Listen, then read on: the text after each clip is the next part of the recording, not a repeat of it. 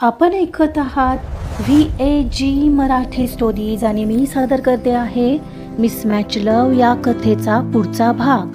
चला सुरुवात करतेय मिसमॅच लव भाग 81. जेवण उरकून मनीष आणि निधी आपल्या बेडरूम मध्ये आले. मनीषने दार लावून घेतलं आणि तो अस्वस्थपणे खिडकीजवळ जाऊन उभा राहिला. त्याच्या डोक्यात दादासाहेबांचे शब्द आणि त्याहूनही जास्त भाऊ श्रीकांतचा तो निरागस चेहरा फिरत होता. निधी मात्र आतल्या आत फणफणत होती. तिने आपला मोबाईल जोरात बेडवर फेकला आणि मनीषच्या मागे जाऊन चिडून उभी राहिली. मनीष, आपलं स्वप्न, आपली मेहनत सगळं पाण्यात गेलं आणि बाबांनी सांगितलं ते तुम्ही सगळं मान्य केलं. साध्या शब्दाने काही बोलला नाहीत. आता काय मान खाली घालून जगायचं का आपण असंच? निधीचा आवाज चढला होता. मनीषने काहीच उत्तर दिलं नाही. तो बाहेरच्या अंधाराकडे पाहत शांत उभा होता. मनीष, मी तुझ्याशी बोलते. निधीने त्याचा हात पकडून त्याला स्वतःकडे वळवलं. तुझं बोर्ड ऑफ डायरेक्टरचं पद गेलं, CEO व्हायचं स्वप्न तर लांबच राहिलं, पण आता चक्क तुला आपल्याच पोरीच्या हाताखाली काम करायला लावले त्यांनी. हा तुझा अपमान नाही आहे का? आणि ती गार्गी जिची आपण या घरातून हकालपट्टी करायची स्वप्न पाहत होतो, ती आता या घराचे सगळे निर्णय घेणार. गायत्री ताई तरी कशा काही गप्प बसल्या मला कळत नाही. मनीषने संतापाने निधीचा हात झटकला. बस कर आता निधी, खूप झालं.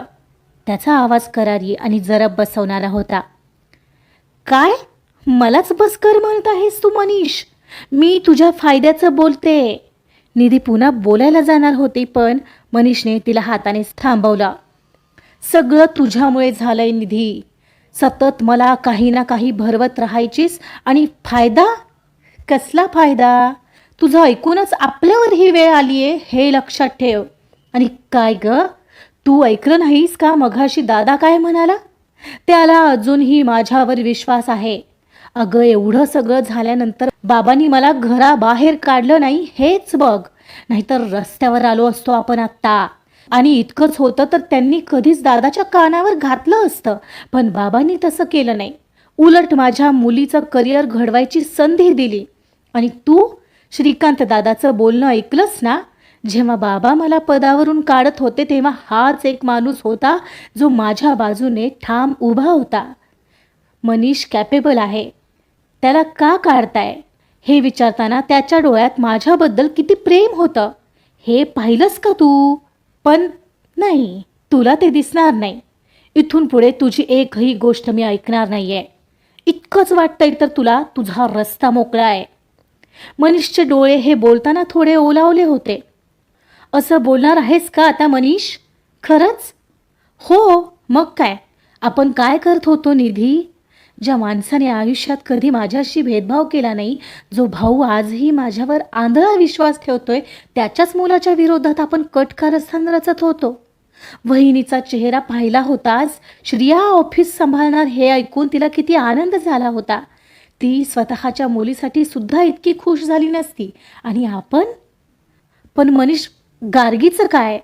ती घरातली नसून बाबा तिला का इतकं महत्त्व देतात? आणि आता तिला प्रत्येक गोष्टीसाठी विचारायचं का मी? निधीचा सूर आता थोडा मवाळ होता, पण तिच्या मनातली असूया अजून मेली नव्हती. ती जागा तिनं तिच्या चांगुलपणाने मिळवली आहे, आपल्यासारखं काम करून नाही. तेव्हा आता तू तुझे विचार बदल आणि जे आलंय वाट्याला ते स्वीकार. तुझं ऐकलंच नसतं ना तर ही वेळ आलीच नसती. काय म्हणत होतीस? कार्तिकला नेहमी बाबा संधी देतात, पण पण दिली ना त्यांनी श्रियांशीला ही संधी? मनीष कठोर स्वरात म्हणाला. आज जर आपल्याला घराबाहेर काढलं असतं ना तर आपण रस्त्यावर असतो, पण त्यांनीच आपल्याला सावरून धरलंय. पण पण जर काय गार्गी उद्या उठसूट आपला अपमान करेल, कारण आता सत्ता तिच्याच हातात आहे. अपमान करायचा असता तर तिने आत्तापर्यंत 1000दा केला असता. तिथेही ती गप्प होती. आणि दादासाहेब काय म्हणाले होते आठव? तिलाही घर एकत्र हवंय. हा तिचा मोठेपणा नाही आहे तर काय आहे? तू एवढा तिच्यावर आळ घेण्याचा प्रयत्न केला वहिनींची हिऱ्यांची अंगठीबाबत, तरीही ती तुला काही येऊन बोलली का? मग ती तेव्हाच म्हणाली असती ना, यांना घरात नको घ्यायला. आणि तुला अजूनही पटत नसेल तर मी तुला आता काही सांगायला येणार नाहीये म्हणत मनीष सरळ बाथरूममध्ये निघून गेला. निधी काहीच बोलली नाही. मनीषचा हा अवतार पाहून तिची बोलायची हिंमतच झाली नाही. ती तशी सुन्न होऊन बेडवर बसली. तिच्या मनात अजून गार्गीबद्दल साशंकता होती, पण मनीषचे शब्द तिला विचार करायला भाग पाडत होते.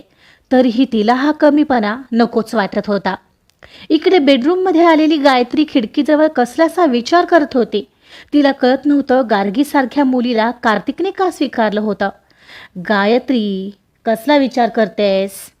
श्रीकांत यांनी विचारलं. गार्गी गार्गी गार्गी, काय आहे काय असं तिच्यात? म्हणून आधी दादासाहेबांनी आणि आता कार्तिकने तिला डोक्यावर घेतलंय. तुम्ही ऐकलत कार्तिक खाली काय म्हणाला? अहो, गार्गीला बायको म्हणून कायमस्वरूपी स्वीकारलंय त्याने. अचानक असं काय झालं आणि का? गायत्री, तू का त्या मुलीला एवढा द्वेष करतेस? त्या दिवशी सुद्धा पार्टीत तिने केवढा मोठा घोळ होण्यापासून वाचवलं. आणि कार्तिकने मघाशी काय सांगितलं ते ऐकलंच ना, की तिनेच कार्तिकच्या आयुष्यातला प्रॉब्लेम क्रिएट करणाऱ्या व्यक्तीचा शोध लावलाय. आपल्याच घरासाठी झटते ती, आणि बाबांनीही काहीतरी विचार केल्याशिवाय तिला सून म्हणून स्वीकारलं नसणार आहे. मुळात कार्तिकला कोणीतरी आवडली ते तर बघ, नाहीतर तो लग्न करेल का याची शाश्वती तरी होती का? पण मला नाही तिचं काही पटत. आता याला मी काही करू शकत नाही. तू विनाकारण त्या मुलीचा द्वेष करते आहेस. आता मला असंच वाटतंय. हो, तुम्ही मलाच बोला. म्हणजे तिने हळूहळू कार्तिकसोबत तुम्हालाही जाळ्यात ओढले तर? तिच्या या बोलण्यावर श्रीकांतराव हसण्यावारी नेत म्हणाले. अगं, जाळ्यात ओढायला मी कधी तिच्याशी बोलतो का तरी? पण आहे ती जिनियन पोरगी, आणि आहे तर मान्य करण्यात कसला आलाय कमीपणा? काही नाही, तुमच्या सगळ्यांवर जादू केली आहे तिने, पण मला नाही फसवू शकत.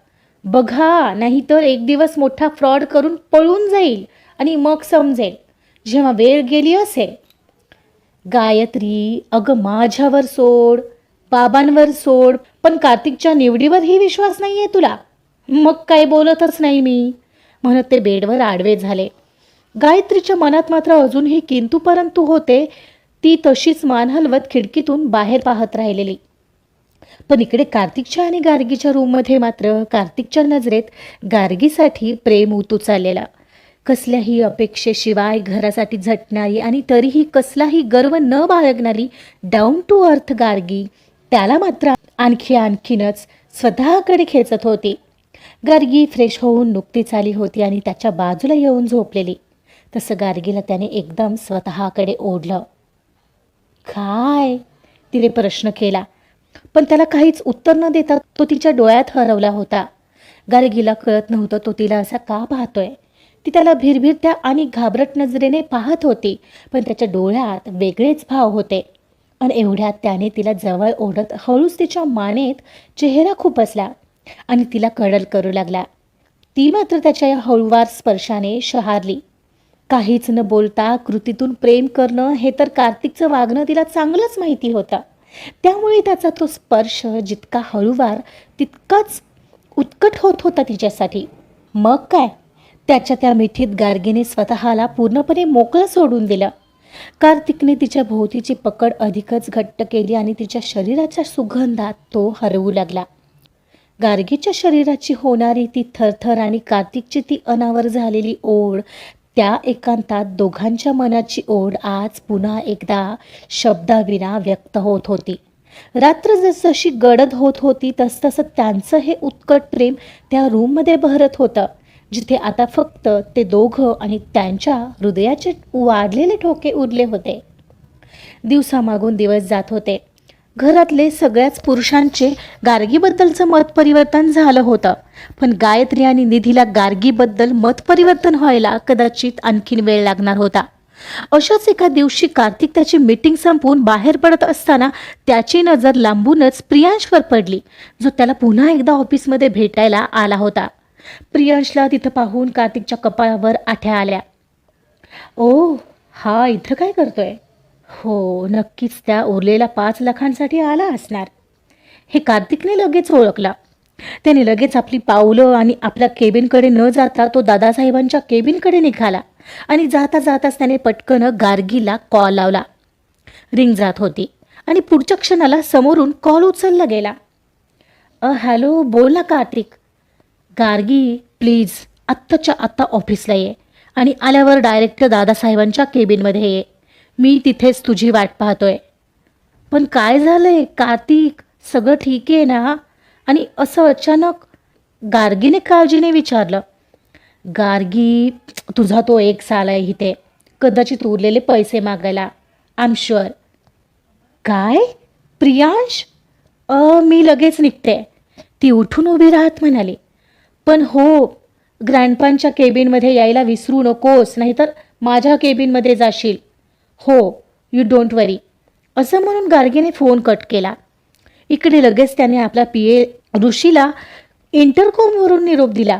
तुझ्या माणसाला तिथं थांबवून ठेवलंयस, त्याला आणखी 15 मिनिटं थांबवून ठेव आणि मी सांगेन तेव्हाच दादासाहेबांच्या केबिनमध्ये पाठव. Got it? त्याला सांग मी सध्या मीटिंगमध्ये बिझी आहे. हो सर, नक्कीच. कार्तिक दादासाहेबांच्या केबिनमध्ये बराच वेळ थांबलेला. त्याच्या डोक्यात अनेक विचार येत होते. आज तो काही करून प्रियांशला कायमचं त्यांच्या आयुष्यातून हद्दपार करणार होता. एक 15-20 मिनिटांच्या अंतराने गार्गी धावत तिथं पोहोचली. कार्तिक, काय झालं? प्रियांश आलाय. कुठे आहे? वेट, बोलावतो. आणि काय तू त्याच्या समोर अशी थांबणार आहेस? तुला पण कळू दे त्याचं खरं रूप. मागच्या वेळेस माझं काहीच ऐकून न घेता माझ्यावर आरोप केले होतेस तू, आठवतंय का? ओ हो कार्तिक, पण आता माझा विश्वास आहे तुझ्यावर. पण तरीही तू तू जा बरं आत, वॉशरूममध्ये जाऊन थांब बरं. Okay, as you wish. Gargi शांतपणे वॉशरूममध्ये जाऊन उभी राहिली आणि हलकाच दरवाजा लोटला. कार्तिकने PAला इंटरकॉमवरून कॉल करून प्रियांशला आत पाठवायला सांगितलं आणि 1-5 मिनिटांच्या अंतराने प्रियांश केबिनमध्ये शिरला. त्याच्या चेहऱ्यावर आता एक विकृत आत्मविश्वास होता. आताही येताच तो सोफ्यावर पाय पसरून बसला. काय मग कार्तिक इनामदार, हे विसरला नाहीत ना? माझे 10 लाखातले 5 लाख द्यायचे राहिलेत का? करू सगळं मीडियासमोर? कसं कसं लोकांच्या डोळ्यात धूळ फेकत एका वर्षाचा करार करत CEOच्या खुर्चीचा सौदा केलायस. चल, मला वेळ नाही आहे, मला उरलेले 5 लाख दे. प्रियांशने धमकावलं. आणि नाही दिले तर? कार्तिकने करारी आवाजात म्हटलं. नाही म्हणायला तुला चान्सच नाही आहे. आता काय बोललो मी, विसरलास? तुझं खरं रूप आता मीडियासमोर आणलं ना तर तुझे शेअर परत कोसळतील आणि तुझी CEOची खुर्ची एका मिनिटात गायब. बघ, आहे मंजूर? तसंही मी यावेळेस पूर्वतयारीनिशी आलो आहे. पाहायचं आहे. बाथरूममध्ये असणारी गार्गी हे ऐकून थरथरत होती. तिला अतिशय राग येत होता. प्रियांश, आत्ताच्या आत्ता निघायचं. मी तुला कसलेही पैसे देणे लागत नाहीये, काहीच संबंध नाहीये आणि आता तर नाहीच. ओ, मला माहिती होतं तू असाच माज दाखवशील. आता बघ मी काय करतो. नाही उद्याच्या पेपरमध्ये तुमच्या या कॉन्ट्रॅक्ट मॅरेजची हेडलाईन आली तर नावाचा प्रियांश नाही मी. प्रियांश अत्यंत नीचपणे हसला. एवढ्यात जोरात दार उघडून गार्गी बाहेर आली. गार्गीला तिथं पाहून प्रियांशचा चेहरा एकदम गंभीर झाला आणि तो उठून उभा राहिला. गार्गी, तू इथं? ओ, म्हणजे याने तुला आधीच बोलावलंय तर? पण मला काही फरक पडत नाही. गंभीर झालेला चेहरा आता एकदम खुनशी झाला. काय रे, तुला काय वाटलं की मी हिला घाबरेन? मी तरीही आत्ता असं करू शकतो, कळलं? कारण तसंही तुझ्यावर माझं कधीच प्रेम नव्हतं जे मी तुझा विचार करू. तो गार्गीकडे पाहत म्हणाला. You bastard Priyansh. एवढ्यात सनकन जोरात चपराक बसली प्रियांशच्या डाव्या गालावर. त्याने गार्गीचं हे रूप पहिल्यांदाच पाहिलेलं. तू तुझी लाज विकून खाल्ली आहेस प्रियांश, पण तुझी हिंमत कशी झाली माझ्या नवऱ्याला पैसे मागायची? गार्गीच्या डोळ्यात आता अंगार होता. ओ, हा तुझा नवरा? हो, ती माझीच बायको आहे, गार्गी कार्तिक इनामदार. आणि तुला काय करायचं ते कर. जा, जिथे मीडियामध्ये पोस्ट करायचं ते कर. तुझी एक पोस्ट आणि माझा एक कॉल पोलीस स्टेशनमध्ये. नाही तुला जेलची हवा खायला लावली ना तर माझं नाव कार्तिक इनामदार नाही. हो, असंच कर कार्तिक. आणि तुझ्या माहितीसाठी आमच्यातला करार कधीच मोडला आहे आणि आता आम्ही खरेखुरे नवरा बायको आहोत. गार्गी कार्तिकच्या जवळ जात त्याला अगदी चिकटून उभी राहिली आणि पुढे म्हणाली. सो तुझं काहीच चालू शकत नाही, उलट जेलची हवा खायला तयार राहा, समजलं? कर ना पोस्ट. आणि करतोस ना? गार्गी त्याला चिडवत होती, पण प्रियांशच्या चेहऱ्यावर आता भीती होती. हे खोटं आहे. गार्गी डिअर, अगं हा श्रीमंत माणूस. तुला माहिती आहे ना श्रीमंत माणसं कशी असतात. मुद्दाम काहीतरी षडयंत्र करत आहे. बघ, नाहीतर आज त्याचा फायदा पाहतोय, उद्या तुला सोडून देईल. प्रियांशच्या त्या शब्दांनी गार्गीचा संताप अनावर झाला. ती त्याच्या अगदी जवळ गेली आणि डोळ्यात डोळे घालून म्हणाली, श्रीमंत माणसं कशी असतात हे मला माहीत नाही, पण तुझ्यासारखी भिकारी माणसं कशी असतात हे मला आज चांगलंच कळलंय. ज्या प्रेमावर मी विश्वास ठेवला त्याचा तू आज बाजार मांडलायस ना, मग आता बघच तू मीडियाकडे जाण्याआधी मीच मीडियाला बोलावून सांगते की तू एक नंबरचा ब्लॅकमेलर आहेस. प्रियांशचा चेहरा पांढरा पडला. त्याला वाटलं होतं गार्गी घाबरून त्याला गप्प बसायला सांगेल, पण इथे तर फासाच उलटला होता. कार्तिकने पुढे होऊन गार्गीचा हात हातात घेतला आणि प्रियांशकडे पाहून शांतपण जरबेच्या आवाजात म्हणाला, ऋषी आत ये. कार्तिकचा पिये ऋषी आत आला. त्याच्यासोबत 2 सिक्युरिटी गार्डसुद्धा होते. ऋषी, या माणसाला बाहेर काढ आणि सगळ्या ऑफिसमध्ये सर्क्युलेट कर की पुन्हा जर का हा ऑफिसच्या परिसरात दिसला तर सरळ पोलीस केस फाईल करा. याने माझ्या केलेल्या पैशांच्या मागणीचं रेकॉर्डिंग माझ्याकडे आहेच.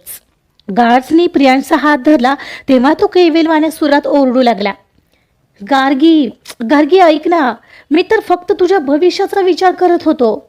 माझं भविष्य सुरक्षित हातात आहे प्रियांश. आता तू तुझ्या भविष्याची चिंता कर.